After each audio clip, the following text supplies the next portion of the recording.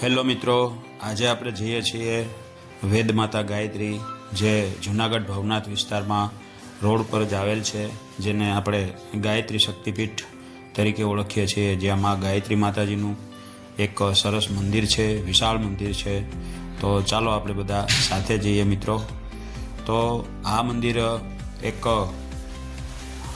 ખૂબ સરસ મજાનું અને આ તળેટી તરફ જતા એક વિશાળ જગ્યાએ આવેલું છે.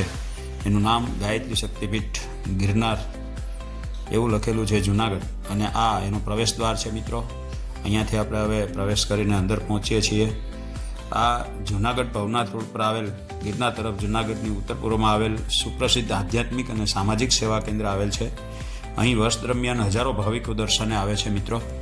અહીંયા એક સત્સંગી હોલ પણ છે કે જેમાં બધા બેસીને મા વૈષ્ણવી સત્સંગ હોલ એવું લખેલું છે. એ પણ કોઈ ડોનરે બનાવી આપેલ છે. ડોનરનું પણ અહીંયા નામ બતાવેલ છે. અને શક્તિ, આ જે સૌજન્ય છે એમાં શક્તિ ચેરિટેબલ ટ્રસ્ટ છે. તો અહીંયા એમ કે બધી મર્યાદાઓ પ્રમાણે યજ્ઞકુંડ પણ છે, અને એને આપણે જે પ્રવચકોને બેસવા માટેની પણ સરસ જગ્યા છે, અને એક નાની રેવી ડેરી પણ છે મિત્રો. મંદિરનો ટૂંકો ઇતિહાસ કહીએ તો વર્ષ 1979માં ગાયત્રી શક્તિપીઠ માટે વન વિભાગ દ્વારા જમીન ફાળવવામાં આવી. આ કાર્યમાં શ્રીમતી હેમાબેન આચાર્ય, શ્રી સૂર્યકાંતભાઈ આચાર્ય અને અન્ય ગાયત્રી ઉપાસકોનું મહત્વપૂર્ણ યોગદાન છે મિત્રો. 31મી જાન્યુઆરી 1981ના રોજ શાંતિકુંજ હરિદ્વારના સ્થાપક પંડિત શ્રી રામ શર્મા આચાર્યજીના યોગ્ય માર્ગદર્શન હેઠળ આ વેદમાતા ગાયત્રીની પ્રાણ પ્રતિષ્ઠા કરવામાં આવી, અને આ રીતે આ શક્તિપીઠનું વિધિવત ઉદ્ઘાટન થયું મિત્રો. 1983માં માતાજીની પાદુકાઓની સ્થાપના કરવામાં આવી, અને જેના પછી આ મંદિરનું આધ્યાત્મિક મહત્વ વધુ છે. આ ગાયત્રી માતાજીને વેદોની માતા તરીકે ઓળખવામાં આવે છે. અહીં મંદિરમાં મુખ્ય વેદમાતા ગાયત્રી માતા ઉપરાંત દેવમાતા, સાવિત્રી માતા, સરસ્વતી માતા, દુર્ગા માતા, મહાલક્ષ્મી માતાજી, વિશ્વમાતા એમ અનેક દેવીઓ અને દેવતાઓ છે. અહીંયા ગાયત્રી જ્ઞાન પ્રચાર પ્રસાર સાહિત્ય કેન્દ્ર, અને અહીંયા અગરબત્તી અને સાહિત્ય બધું અહીંયાથી મળે છે. અહીંયા કઈ કઈ લોક કલ્યાણની બાબતો થાય છે એ પણ અહીંયા બતાવેલું છે દિવાલોમાં મિત્રો. અહીંયા સામાજિક સેવા પણ થાય છે, અને મંદિરના પરિસરમાં જ મહાકાલેશ્વર મહાદેવ અને નવગ્રહ દેવતાનું મંદિર પણ છે. સામાજિક સેવામાં આ ગાયત્રી મંદિરે ફક્ત સેવા પૂજા નહીં, પરંતુ કેટલાક સમાજ સેવાના કાર્યો પણ થાય છે, જેમ કે આયુર્વેદ અને હોમિયોપેથી સારવાર, દંત ચિકિત્સક કેમ્પ, મફત આરોગ્ય તપાસ કેમ્પ, ટૂંકી લગ્નવિધિ, યજ્ઞ કાર્યો, સંસ્કાર શિબિરો અને આધ્યાત્મિક પ્રવચનોનું આયોજન થાય છે મિત્રો. ગાયત્રી મંત્રની ઉત્પત્તિ તો આપણે જાણીએ કે આ મંત્રની ઉત્પત્તિ ક્યારે થઈ, કેવી રીતે થઈ, એ પણ આપણે થોડું જાણીએ મિત્રો. તો અહીંયા યજ્ઞકુંડ સાથે એક મોટો હોલ છે કે જ્યાં આપણે એમ કે લગ્ન વિધિ કોઈ ટૂંકી વિધિથી કરવા માગતા હોય તો એના માટે પણ અહીંયા મોટો હોલ છે, અને અહીંયા એમ કે યજ્ઞકુંડ પણ તૈયાર રાખવામાં આવેલ છે. અહીંયા એમ કે આ ગાયત્રી મંદિરના નીતિ નિયમો પ્રમાણે એમાં જે આપણા શાસ્ત્રોમાં બતાવેલ છે તમામ વિધિ ટૂંકમાં આવે એ રીતે અહીંયા વિધિથી થાય છે. તો એ પણ છે. દિવાલોમાં પણ સરસ મજાના આવા સૂત્રો સારા રીતે લખેલા છે. આ ગાયત્રી મંદિરે આયુર્વેદ અને હોમિયોપેથી સારવાર, દંત ચિકિત્સા કેમ્પ એવા બધા અલગ અલગ અવારનવાર થતા હોય છે. બીજું, ગાયત્રી મંત્રની જે ઉત્પત્તિ છે એ કઈ રીતે છે? પૌરાણિક કથા પ્રમાણે મૂળ સ્ત્રોત ઋગ્વેદ એટલે મંડળ 3 સૂક્ત 62 ને મંત્ર 10 છે. આ મંત્રના ઋષિ મહર્ષિ વિશ્વામિત્ર છે. મંત્રનો અર્થ એવો થાય છે કે હે પરમ તેજસ્વી પરમાત્મા, અમે તમારા દિવ્ય પ્રકાશનું ધ્યાન કરીએ છીએ. તમે અમારી બુદ્ધિને સત્ય અને સન્માર્ગે તરફ પ્રેરણા આપો. અહીંયા આ એમ કે ભગવાન બટુક ભૈરવ મહારાજ અને બાજુમાં જ આપણે નવગ્રહ દેવતાઓનું અહીંયા સ્થાપન છે. એમની પણ ડેરી આ રીતે એક અલગથી જ બનાવવામાં આવી છે મિત્રો. જો અહીંયા રોજ સવારે અને સાંજે પૂજા આરતી બધું થાય છે, નિયમિત થાય છે, અને લોકો અહીંયા દૂર દૂરથી દર્શને આવે છે. બીજું કે આ શ્રી મહર્ષિ વિશ્વામિત્ર એક શક્તિશાળી ક્ષત્રિય હતા. તેમના કઠોર તપ, ધ્યાન અને સાધનાને કારણે લાંબા તપ પછી સૂર્યનારાયણના દિવ્ય તેજનો અનુભવ થતાં ગાયત્રી મંત્રનો સાક્ષાત્કાર થયો, અને તેથી તેને બ્રહ્મર્ષિનું પદ પ્રાપ્ત થયું.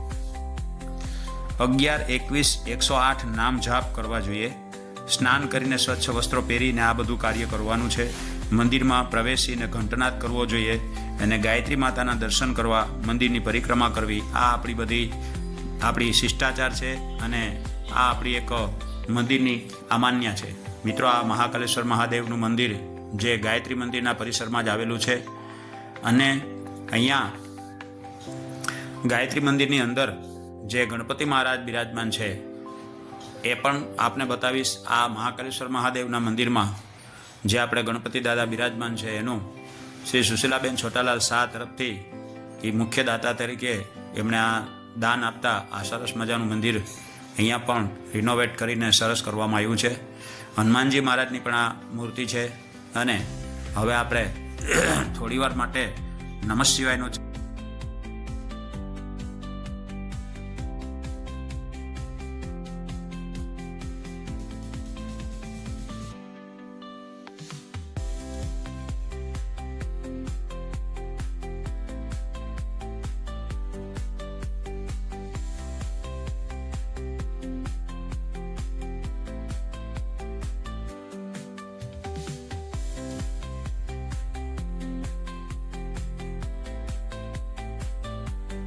મિત્રો, આ ઓમ નમઃ શિવાયના જાપ સાથે આ મંદિરનું આપણે પ્રદક્ષિણા પણ કરીએ.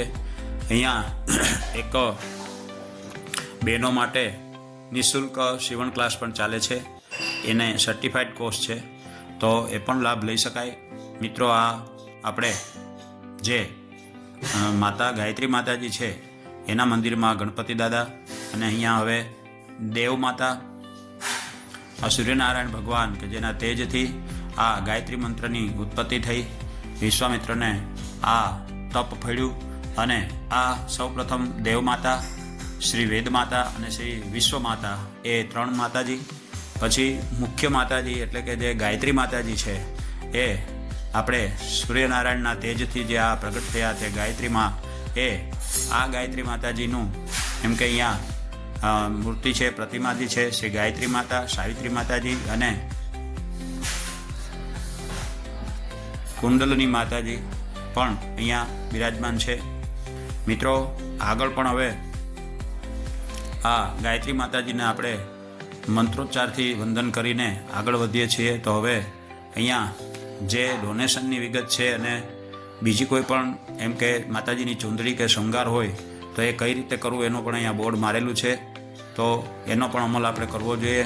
અહીંયા શાંતિ જાળવવી જોઈએ. હનુમાનજી મહારાજની પણ આ પ્રતિમાજી છે જે જમણી બાજુ છે અને આપણે આ ગાયત્રી માતાજીના મંદિરમાં એમ કે જે ઉપરના ભાગમાં પણ સરસ મજાના આવા ફૂલ અને ઝુમ્મરથી બહુ સુશોભિત થાય છે આ મંદિર. તો મિત્રો, અહીંયા પણ આપણે 3 દેવીઓ કે જે મા સરસ્વતી, મા દુર્ગામાં અને મા મહાલક્ષ્મી માતાજી બિરાજમાન છે, તો એમને પણ આપણે નમસ્કાર કરીએ, વંદન કરીએ અને હવે આપણે બહારની સાઈડમાં ફરીવાર નીકળી અને પાછળના ભાગમાં જે ગાયત્રી શક્તિપીઠનું બોર્ડ આપેલું છે તે યાત્રિકો ઘણીવાર આપણા નીચેના વાઘેશ્વરી માતાજીના મંદિરે જાય તો એમને આ જગ્યા શેની છે એવું પૂછવું ન પડે, એની પણ અહીંયા વ્યવસ્થા એડવાન્સમાં થયેલી છે. ઉપરના જે આપણે વાઘેશ્વરી માતાજી છે એના પણ પગથિયા અહીંયા બાજુમાંથી જ શરૂ થાય છે અને આ દરવાજો છે એ નીચેના વાઘેશ્વરી માતાજીનો મંદિરનો દરવાજો છે. તો આપણે ત્યાં પણ નીચેના વાઘેશ્વરી માતાજી તરફ જઈ અને દર્શન કરી લઈશું. મિત્રો, ત્યાં ફોટોગ્રાફીની મનાઈ છે, તો હવે અહીંયા કાવો વખણાય છે, કાવો પી અને હવે આપણે ઘર તરફ પ્રયાસ કરીશું. મિત્રો, આ વિડીયો તમને જો સારો લાગ્યો હોય તો રોજની જેમ લાઇક, શેર, સબસ્ક્રાઈબ કરજો અને તમારા મિત્ર વર્તુળમાં પણ આ મારો વિડીયો મોકલજો. પૂરેપૂરો વિડીયો જોવાની કાયમ આદત રાખજો. જ્યારે પણ સમય મળે ત્યારે આ વિડીયો પૂરેપૂરો જોવા તમને બધાને ખાસ વિનંતી છે મિત્રો. અને હું જ્યારે પણ મારા વિડીયો મૂકું ત્યારે આપ મારા વિડીયોને પૂરેપૂરા જોઈ અને લાઇક, શેર, સબસ્ક્રાઈબ કરી અને કોમેન્ટ પણ જરૂર લાગે ત્યાં આપજો મિત્રો. તો આ જે છે ઉપરના વાઘેશ્વરી માતાજીએ જવાનો રસ્તો છે, જ્યાં અત્યારે શેવાળ થઈ જતા આ આપણે જઈ શકીએ એમ નથી. તો હવે આપણે ઘર તરફ પ્રયાણ કરીએ છીએ મિત્રો. તો ફરી મળીએ. જય શ્રી કૃષ્ણ, જય મહાદેવ.